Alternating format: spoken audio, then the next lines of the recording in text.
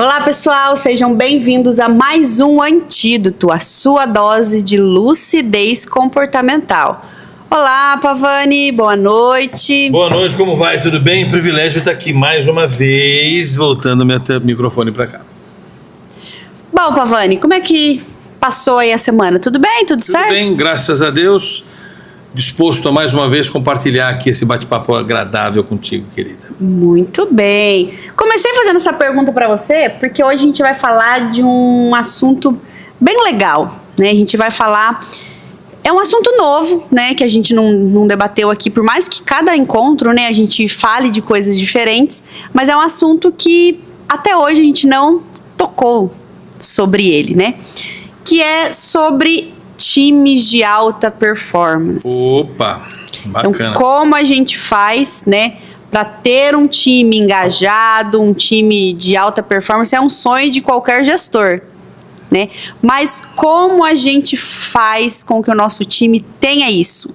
É possível a gente desenvolver? É possível a gente já contratar alguém de alta performance? Então, a gente vai falar um pouco sobre isso, desde o momento da contratação de pessoas, né, até esse ponto que a gente vai treinar essa pessoa ou desenvolver essa pessoa, né? Então eu começo perguntando para você, na sua percepção, né, ou na sua definição de conceito, o que seria um time de alta performance? Bom, isso é um tema que eu gosto bastante, mas deixa eu procurar explicar uma coisa assim bacana. Para a gente chamar de alta performance alguém, nós temos que ter um jeito de medir a alta performance. E para medir a alta performance, precisa haver uma métrica numérica. Tá? Hoje eu ouço um monte de empresa dizer assim, você tem performance ou não tem performance? E não tem um jeito de medir objetivamente. O jeito de medir é subjetivamente. Quer dizer, o cidadão é entrevistado... No feedback, o chefe avalia o subordinado de um jeito que só ele sabe. E aí ele fala assim, olha, você não teve uma boa performance esse mês. Por quê? Porque por vários motivos. E aí fala uma série de adjetivos que caracterizará a explicação de ser ou não de alta performance. A alta performance só poderia ser diagnosticada, na minha visão, a partir de um indicador e na observação de um gráfico. Ok? Esse é o primeiro ponto que para mim é muito lacunar nas organizações. A gente não tem uma métrica objetiva de avaliar a performance. É o chefinho que olha e fala se você teve ou não performance.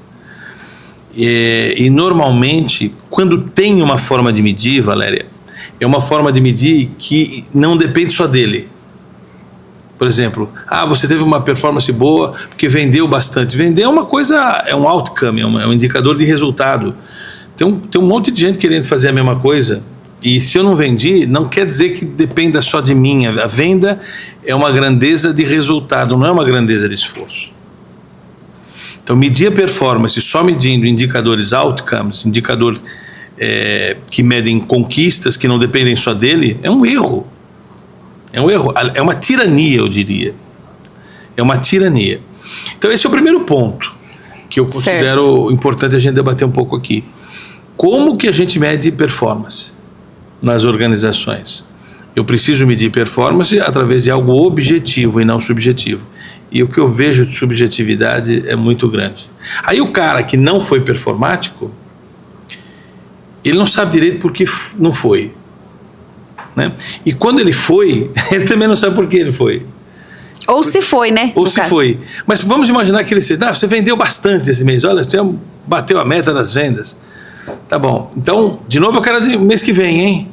E aí ele não sabe por que ele bateu, no mês que vem ele não bate, ele também não entende por que ele não bateu. Se o mês passado foi igual. Ele, do seu ponto de vista do esforço, ele fez a mesma coisa. Entende? Sim. Então a gente é premiado pela sorte, punido pelo azar. Não tem nada a ver com performance isso, entendeu? As pessoas são normalmente premiadas pela sorte e punidas pelo azar. E sorte e azar não tem nada a ver com performance. Entendeu? Se eu perguntar assim, poxa vida, o que você fez para merecer esse resultado? A resposta no íntimo dele, eu falo assim, Não sei. Não sei. E o que você fez para não merecer esse resultado? A resposta é que ele também não sabe. Também não sei. Então, acho que tem uma lacuna enorme, do ponto de vista da gestão, de medir performance. A medição é absolutamente subjetiva, para não dizer irresponsável. Para não dizer irresponsável. Esse é o primeiro ponto. Agora, a partir do momento que nós temos uma métrica clara, não subjetiva, totalmente objetiva de medir performance, de medir desempenho, aí sim, nós temos que acostumar as pessoas a mentalmente estar disposta a performar. Porque a maioria de nós, o nosso modelo mental, né, a nossa história de vida, nunca foi para performar, foi para trabalhar. Né? Eu vou, faço um horário das 8 ao meio-dia, da meio-dia ao meu almoço, depois do almoço eu trabalho até as 5 e vou embora para casa. Hoje isso não basta. Hoje não me interessa muito a hora que você chega, nem me interessa muito a hora que você vai embora. A questão é, eu tenho uma métrica objetiva, nós temos que fazer essa métrica. Certo? E as pessoas não estão preparadas a performar. Tanto que o currículo no passado, Valéria, no presente, como é que era assim? O cara faz um curso e bota no currículo que ele fez aquele curso. Ninguém pergunta para ele o que ele fez com aquele curso. Não é? Hoje, o que vale não é o curso que você fez. É o que você fez com o curso que você fez. Portanto, a maioria de nós não fez nada com o curso que fez. Bota lá o curso e fala assim, eu fiz um curso disso, e aí, você aplicou alguma coisa? Que tipo de resultado objetivo você tem para dizer com esse curso que você fez? A pessoa não sabe responder. Às vezes ela fez porque o doninho mandou. O doninho mandou. Entendeu? E isso para mim é muito sério. As pessoas não estão preparadas. Talvez esse seja o maior sofrimento do século XXI. Ou performa, ou não serve. É. E isso as pessoas não estão preparadas a modelarmente, né? O modelo mental delas é para trabalhar, não é para performar. E é interessante isso, porque vamos falar aqui no âmbito de líderes, né? Eles cobram performance, cobram alta performance o tempo todo. Mas eles não sabem nem o que eles estão buscando naquele liderado. Não sabe. É muito aquilo que você comentou, né? É pela régua dele, é a percepção dele. Às vezes a percepção dele, né? A gente até falou isso no episódio anterior. O modelo mental dele é completamente o oposto do modelo mental do outro. Quando tem uma forma objetiva de medir, é uma medição que não cabe percepção, aplicar. Né? Por exemplo, chegar para o jogador de futebol e falar assim, queridão, você vai lá e tem que fazer 3 gols. Certo? Se você não fizer 3 gols, você não performou. É impossível. Isso é uma métrica objetiva, concorda? É bem objetiva, mas não depende dele fazer o gol. Tem um goleiro lá que está sendo remunerado pelo contrário. Quer dizer, a performance tua ela é decadente quando a minha performance aumenta. Isso é um indicador que a gente chama de indicador outcome. Medir performance só por indicadores outcomes é um erro. É tirano, é errado. A maioria dos líderes fazem isso. Cobram uma coisa pela régua do outro, né? Pela régua do outro. E que é algo que não depende só dele fazer. Tem um livro do Michael Santer, eu acho. Eu esqueci o nome do autor. Michael alguma coisa, o professor de Harvard, ele fala assim, a tirania do mérito. Tirania do mérito. Porque o mérito desse jeito é tirano. Entendeu? É errado, porque você premia pela sorte e pune pelo azar. Tá errado. E aqui, né, a gente começou a debater em times já construídos, né, times já formados. E como que eu olho isso quando eu estou fazendo um processo de recrutamento e seleção para um vendedor, por exemplo? Como é que eu aplico isso? Nós discutimos isso no episódio do Repaginando com a Mariana. Isso é muito sério, porque o processo de recrutamento e seleção, ele é desprovido de meios objetivos de recrutamento e seleção. Nós defendemos, a gente fez um episódio só disso, mas é importante você chamar a atenção disso aqui. Nós defendemos que uma contratação assertiva, ela perpassa por definir critérios objetivos de recrutamento e seleção, que na nossa opinião são 5, né? Eu não vou dizer qual é o 5 para você ser obrigado a assistir lá o episódio do Repaginando. Mas são 5. Se eu não tenho 5 meios objetivos de avaliar esses 5 requisitos, que toda a função, todo o papel tem, eu não sei avaliar, eu não sei recrutar direito, nem selecionar direito. E uma das coisas que a gente é muito contra é que no processo de recrutamento e seleção, Valéria, e você é de RH, você sabe o quanto eu vou falar, é polêmico, eu vou dizer aqui, não tenha mais a entrevista. Porque se tiver a entrevista, o critério pelo qual será subjetivo. Ele joga fora todos os critérios objetivos e vai subjetivar, para não dizer que não vai praticar assédio.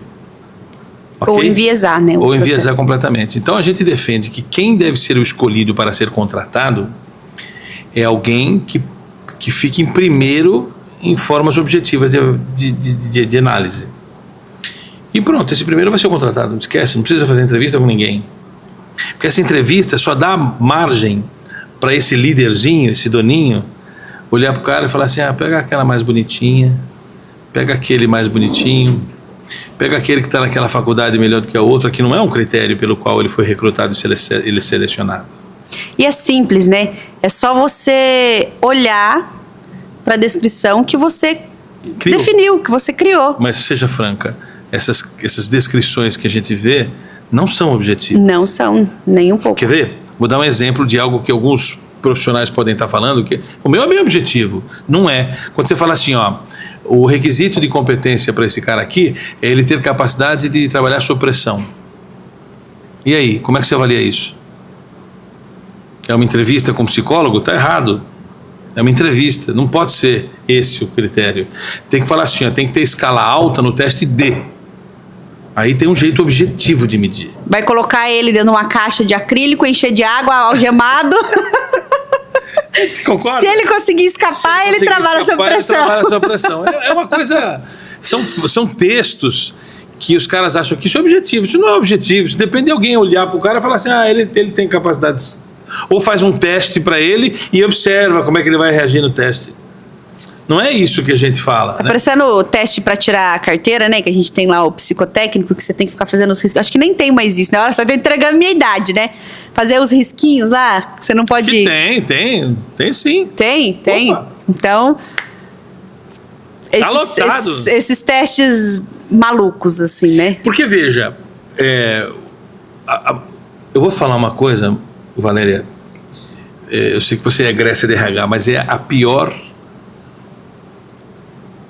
Eu vou dizer. Diga. Para mim... Não vou me sentir ofendida. A área de RH é a mais mal preparada de todas dentro de uma organização. Sim.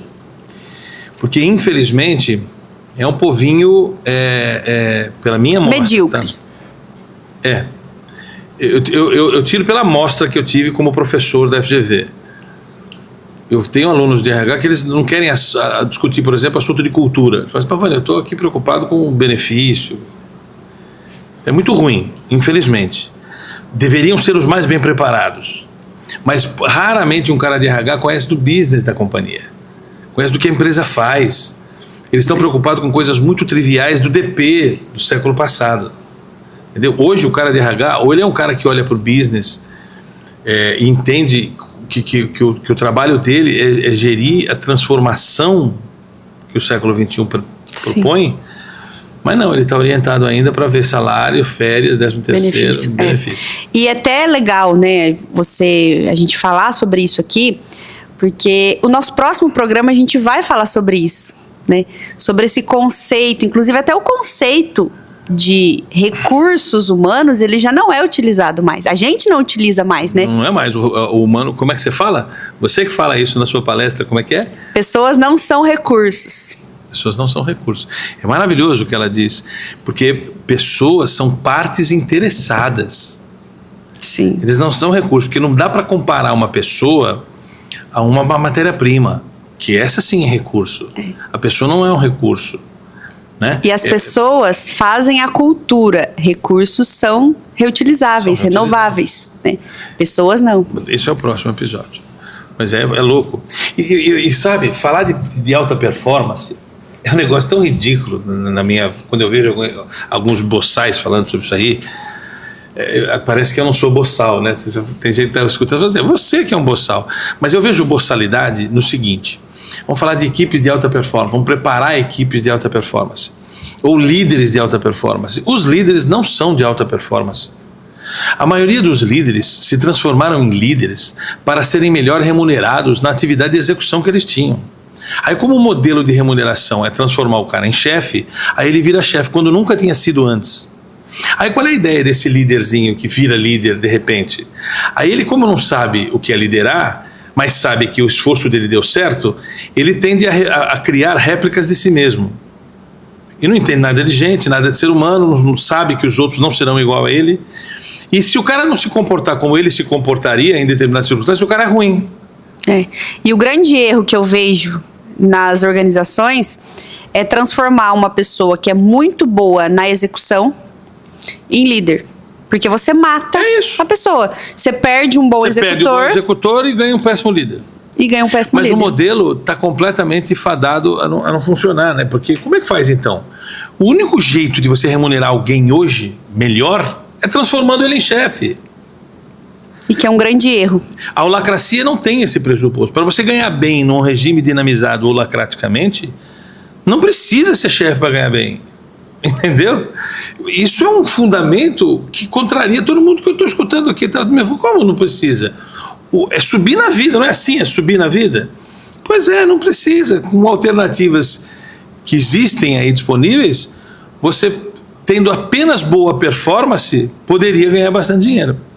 É que você está acostumado. É outro papo que a gente discutiu também nos episódios do RPG, do Repaginando. Remuneração é uma coisa, reconhecimento é outra. Remuneração é o que eu ganho por executar um trabalho. A remuneração é isso. Não precisa executar bem. Estou executando algo que eu fui contratado, né? Teve um contrato, um acordo entre as partes que você precisa fazer. Remuneração. Isso requer remuneração. Agora, reconhecimento é aquilo que eu ganho por fazer direito e com performance. O teu dinheiro percebido ao final do período tem que ser 10% de remuneração e 90% de reconhecimento. E é exatamente o oposto. É exatamente o oposto. Se a gente não mudar o jeito de gerir uma organização, permitindo esse negócio, nós estamos brincando de alta performance, não estamos falando sério. Então, Pavani, não existe esse papo de construir times de alta performance, então? Não, eu acho que existe, mas não do jeito que estão fazendo. Do jeito que estão fazendo é brincadeira. As pessoas são, eu vou repetir, as pessoas são premiadas pela sorte e punidas pelo azar. Tem nada ali de alta performance. O cara conseguiu, não vai conseguir. Tanto que é efêmero o resultado. Que se fosse uma coisa de fato pela alta performance, era só repetir o processo e tudo bem. Mas não é. Sim, e a gente fala também, nesse caso, tem que ser algo objetivo, né? Algo mensurável. E às vezes, quando a gente vai lidar com algumas pessoas, a gente precisa tirar o viés do comportamento. Sim, porque o comportamento não pode caracterizar... Claro, a alta performance, né? Exatamente. O comportamento, ele é munição para uma boa performance, mas não é em si a performance. Entendeu? Quando você tem um comportamento não adequado, mas o número é bom, eu tenho que olhar o número. O comportamento não adequado deveria atrapalhar o número. Mas se eu tenho um comportamento que você acha não adequado, mas que não atrapalha o número, então cale-se.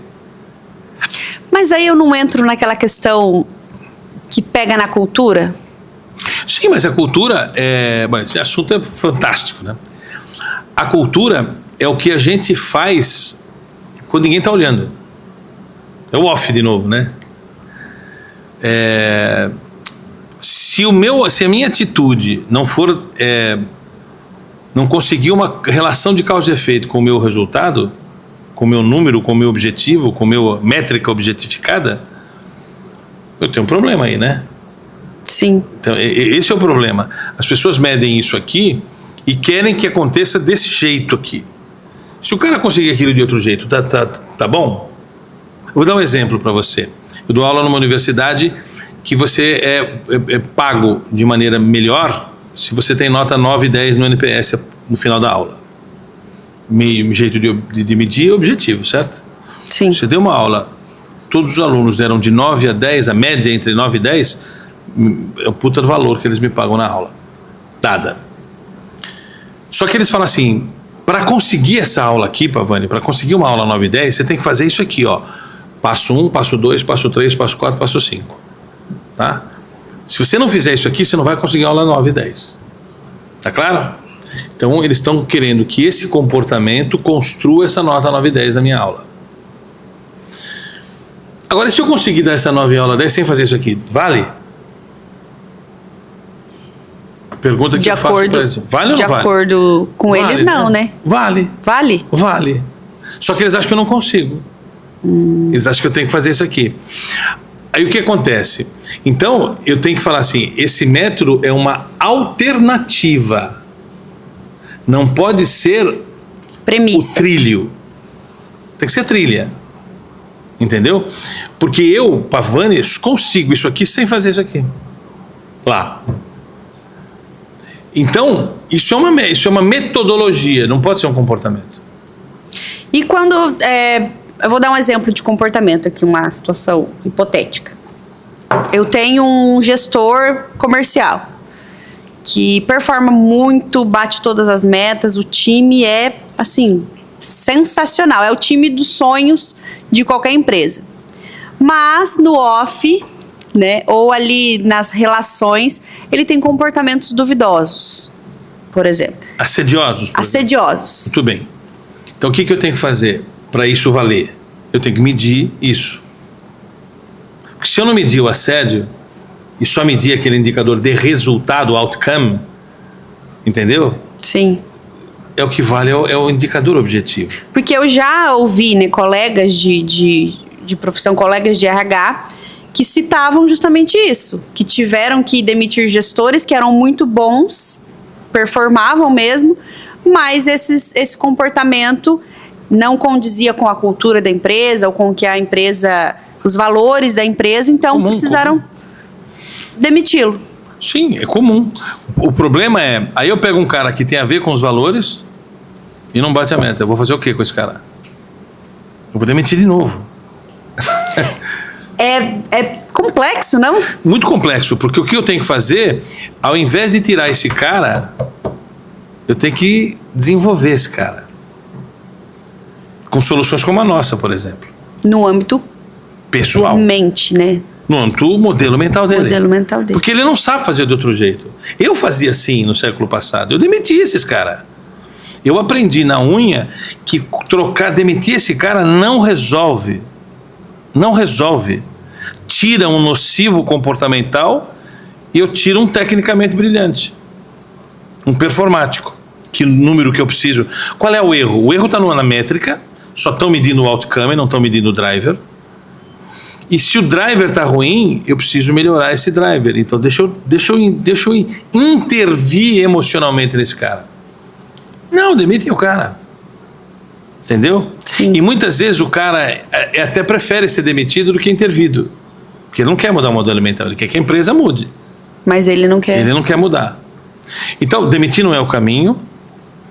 Não é o caminho. Esse eu sempre digo, não é o caminho. O caminho é a gente bater um papo com esse cara e falar assim, olha, eu tenho um negócio para você. Você precisa mudar esse comportamento. Desse jeito não vai dar. Porque nós vamos começar a medir essa coisa que a gente nunca mediu. Que é reclamações por toxicidade, sei lá. Tem que medir esse troço. Entendeu? Você tem que conseguir a mesma coisa que você está conseguindo de outro jeito. E a empresa está aqui para te ajudar nesse negócio. Oferecer alternativas. Porque esse cara precisa de apoio. Ele não precisa de demissão. A demissão é mais puni-lo do que qualquer coisa. Ele não vai puni-lo, porque ele vai para um outro emprego e não vai continuar desse jeito. Vai chegar uma hora que esse cara vai ficar alheio às mudanças que ele precisa conduzir, achando que o mundo está completamente inadequado para ele. Sim. Entendeu? Isso é mais comum do que o contrário. Quer dizer, um cara performa de um jeito nocivo do que um cara maravilhoso e performa. Entendeu? Esse cara que é maravilhoso e não performa, a gente dá mais chance para ele do que o contrário. Porque é o nosso modelo mental, às vezes. É o nosso modelo. Ter compaixão Ele é por aquela pessoa, né? Poxa, ele precisava performar. A gente convive 10 Ele é anos gente com um cara boa, legal. né? Gente boa. Gente boa, o inferno tá cheio, já dizem, Mas hoje, né? se entra numa empresa orientada para resultados, esse cara não sobra. Não só. Ele é só gente boa. Eu não quero só gente boa. Eu quero um cara bom no outcome e no driver. Entendeu? Sim. Mas é raro as empresas que têm o driver. Raro. Cobraram a vida inteira outcome. Ele se acostumou a se achar o máximo. Agora que estamos começando a medir o driver, ele começa a ser ruim. Poxa, que mimimi é esse? É complexo, é um assunto complexo. E para quem tá nos assistindo, né, que é profissional de RH, né? Não gosto de usar esse termo, mas vamos usar por enquanto, que é um termo comum, né? É um termo mais familiar. Mais familiar. Pode procurar o seu curso de indicadores também, né? Para entender Sim, como nós é que ele temos vai um curso. medir, o que é indicador de esforço, o que é Pela indicador... Gauss, não é aqui pelo Leadtig, não é assim, é um curso de estruturação de indicadores e análise crítica, que ensina a medir performance. Mas você vai ver isso, um cara que é bom no objetivo e ruim no driver. Eu preciso ter um programa de qualidade de vida para este fubango. Que é o que a gente falou, né, no episódios anteriores, 50, né? No episódio 50 a gente falou sobre isso. Porque se a gente não falar de qualidade de vida para esse cara, porque esse cara ele deve estar mal em algum lugar. Entendeu? Ele não está bem. Estar bem. Ele não está bem. Ele sofre de algum jeito. E a empresa simplesmente acha que isso não é responsabilidade dela. E esse indivíduo, né, que ele não se encontra no estar bem, não está buscando a plenitude. Como que ele pode fazer para que ele atinja essa alta performance sem depender única e exclusivamente da empresa? Veja, esse é o nosso objetivo na Olho de Tigre, era que a maioria das empresas investisse nos seus colaboradores para fazer os nossos programas. Lolé do engano. A gente percebe hoje que a maioria das pessoas bancam sozinhas o seu programa de evolução comportamental. As empresas não patrocinam como deveriam ou como poderiam. A gente não acha também que a empresa tem que bancar tudo, mas tem que ser uma coisa bipartite. A empresa paga um pouco, a outra, e a pessoa paga um pouco, que também vai ser para ela, né? Para a vida dela. Eu acho que eu tenho uma coisa que eu aprendi quando eu comecei a trabalhar. Essa historinha vale a pena contar. Acho que eu nunca contei para você, mas eu fui assessorado por um cara chamado Daniel Delaplace. Era um francês. E esse francês, eu queria melhorar enquanto carreira, assessoramento de carreira que existia na época, né? E tinha um programa que eu tinha que fazer uma série de atividades sem perguntar por quê. Quando eu voltava, ele dava outra atividade. Eu tive 10 atividades, uma mais maluca que a outra. E uma das coisas que ele me ensinou, e ele me ensinou isso com uma atividade muito dura que eu tive que fazer, é que a sua evolução pessoal tem que ser bancada por você.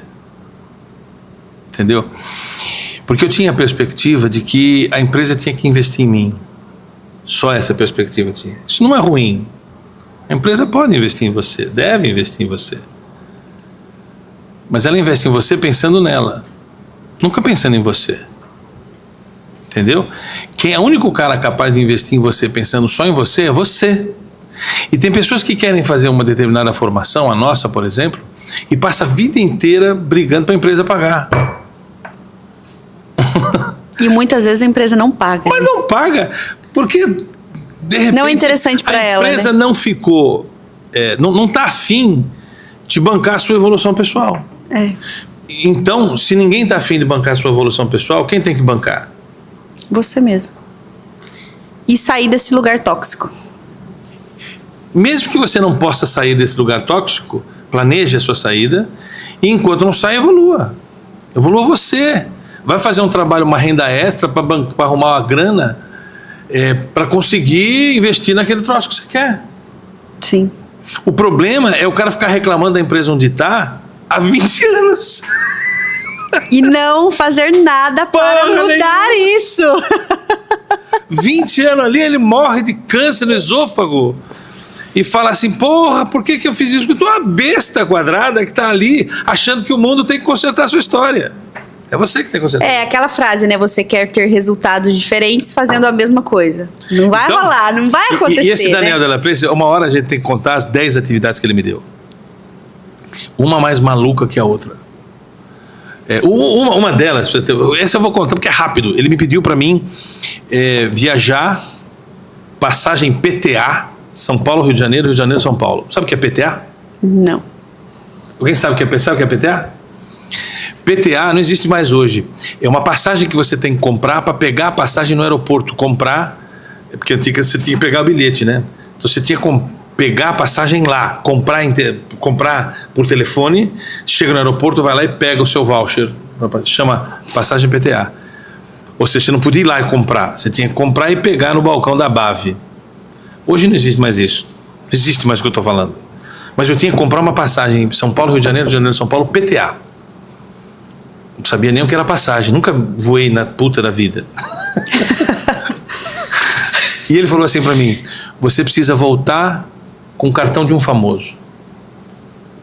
Meu Deus. No voo. Eu não sabia nem voar, quanto mais PTA. E eu fiz no voo, eu fui e não falei com ninguém no voo, porque eu estava em pânico no voo. Na volta eu tinha que pegar o cartão de alguém famoso. E se não tivesse ninguém famoso? E tinha que estar famoso do meu lado, certo? Voltei, não conversei com ninguém no voo. Sem cartão nenhum. Ou seja, falhou na atividade. Comprei outro. Fui São Paulo, Rio de Janeiro, outro voo, 2 voos eu comprei. Mas eu não comprei o segundo PTA. O segundo eu comprei normal, eu já tinha o comprovante do PTA na mão, certo? No segundo voltei, não tenho nada. Na volta, eu conversei com um cara e falei assim, cara, eu expliquei o meu dilema, né? Sabe quem era esse cara? Quem? Lombardi. Lembra do Lombardi, do Silvio Santos? Sim, do Silvio Santos. Ele era famoso, mas ninguém sabe quem ele é. Você sabe? Todo mundo conhece a voz dele. E como é que eu ia provar que ele era famoso? Gravando a voz. Como é que você ia gravar a voz, não né? Não tem como gravar. Foi no século passado. Eu falei assim, poxa, eu sou relativamente famoso, mas ninguém me viu. E ele me deu um cartão. Que era um cartãozinho do Lombardi. E assinou o cartão? Não assinou nada. Não? Ele me deu o cartão do Lombardi e eu falei, olha, eu conheci o Lombardi, o cara que faz o programa do Silvio Santos. E valeu. Uma das, mas aí eu perguntei, das vozes por que mais conhecidas, por que eu tenho que fazer isso? Porque agora você sabe voar. Uau. Porque a maioria das pessoas espera para alguém pagar um voo para aprender a voar.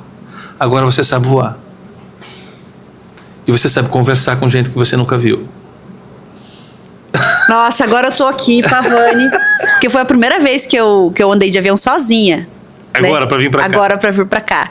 E eu quase infartei. De medo. Você imagina, essa foi uma de 10. 10 coisas ele mandou. Uma mais maluca que eu. Ele mandou. Sabe o que ele fez? Tudo isso é performance, né? Nosso tema é esse. Ele me mandou. O Daniel Della Place falou assim: você vai demitir alguém injustamente. Meu Deus. Eu tinha uma funcionária só que trabalhava comigo numa empresa. Mas eu não tenho motivo, você vai demitir ela. Por quê? Não pode perguntar por quê, tem que demitir ela. Eu demiti. Fiquei mal. Aí eu cheguei lá e falei assim, demiti. Agora é o seguinte, você vai pedir desculpa pra ela, vai falar que você se enganou e vai arrumar outro emprego pra ela, melhor do que o anterior. Tô chocada. Falei, por quê? Faça. E eu não tinha peito pra falar com essa pessoa. Era uma mulher, uma menina. Pedi desculpas e tal.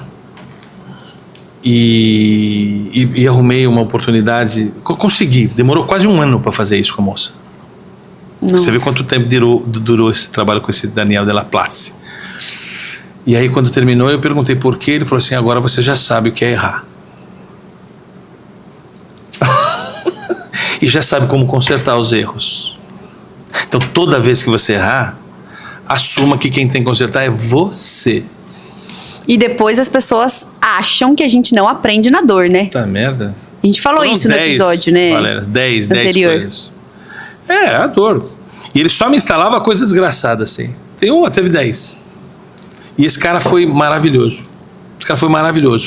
Foi um dos caras mais espetaculares que eu tive na minha vida. Eu gastei uma bala com esse cara, Valéria. Eu gastei muito dinheiro com esse cara. Eu não tinha o dinheiro. Mas eu acho que eu gastei uns 6 salários meus inteirinhos pra esse cara. Na época. Também não ganhava muito bem, mas, porra, pra mim, sim, era tudo que eu tinha, né? E tem gente que não Entende isso. Não entende e não quer vir pro nosso treinamento. Você vê, o que nós estamos conversando aqui, nós combinamos? Não. Não. Acontece aqui, né? Acontece. No processo. Porque isso formou meu caráter, formou as coisas que a gente desenvolve para as pessoas. Não é louco? E a sua performance. Talvez, né? E eu era gago, porra. Eu era gago. Então, eu acho que performance tem a ver com um pouco de raiva. Brio. Brio. Quando alguém não diz, quer me ver performar, fala que eu não consigo. Ou duvida de mim. Quer me ver performar, fala assim, eu duvido. É o fator mais motivacional pra Valéria. Eu então duvido. Você não consegue. Eu duvido. Entendeu? Eu sempre digo, as pessoas que falam assim, eu quero fazer o treinamento, quer nada. Você não quer, se você quiser, você já tinha ido. Você não quer fazer, tem medo de fazer o treinamento. E é isso mesmo, não venha, porque você não vai conseguir passar nem da primeira meia hora. Porque você não merece. Você não merece ainda. Daqui, sabe, né? Daqui. Volta pro teu sabadinho medíocre. É. Faz parte da vida. Volta pro seu. Eu ia falar programa do Raul Gil, mas de novo eu ia entregar a minha idade, né? Não sabe, nem sei se existe ainda. Não tem mais, acabou. O programa do Raul Gil. Enfim, estamos chegando ao fim, já está acabando de novo, né? Acho que as pessoas conseguiram ter um pouco de eu não sei se a gente ajudou ou piorou de vez, né? Mas sabe o que eu queria? Que as pessoas falassem, eu quero falar com esse animal aí, eu quero falar com esses dois aí para ver como é que faz então aqui na minha empresa. É isso que eu quero. Manda mensagem, a gente grava, vai aí conversar com você. Porque em síntese, a gente não está falando isso aqui porque isso é um dado jogado para o universo. A gente tem coisas para dizer para construir o que a gente está dizendo, né? Então, sim, é isso. É isso que a gente faz o programa Antídoto. Antídoto é o nome. Antídoto. O OT tem a ver com cor de tigre, tá? E a gente é o antídoto dessas maluquices que tem por aí. Né? Que fazem, que... Enfim, é um conteúdo para outro programa, né, Pavani? Meritocracia sem uma estrutura por trás é tirano. É tirania. Michael Sander, lembrei o nome do cara. Michael Sander. Assiste os vídeos desse cara no nosso curso, tem todos os vídeos do Michael Sander e você vai ver que se a gente faz meritocracia sem essa estrutura toda, é tirano. É tirano. É tirano. Então, você que está aí nos assistindo ainda não segue a gente, procura lá no Instagram, YouTube e as principais plataformas que, como eu disse no Spotify. No outro episódio, né, Pavani? A gente tá chique agora, sabia disso? Chique, estamos em tudo quanto é lugar. Então não tem desculpa mais para ter o seu antídoto, hein? Seja dirigindo, seja na academia, seja tomando banho, sei lá, se vira, coloca lá no seu... Ouva-nos, né? Então, um beijo pra você. Pavani, sempre uma honra dividir essa bancada meu amor, com você. Tá aqui comigo dividindo essa baita responsabilidade. E agora, o próximo programa já vai ser em clima junino, hein? Vou até colocar umas bandeirinhas aqui, ó. O que você acha da ideia? É verdade, festa junina. Já festa estamos chegando junina, no meio do ano, hein? A gente se encontra no próximo programa, no dia 3 de junho, às 19h30. Beijos. Bye, bye.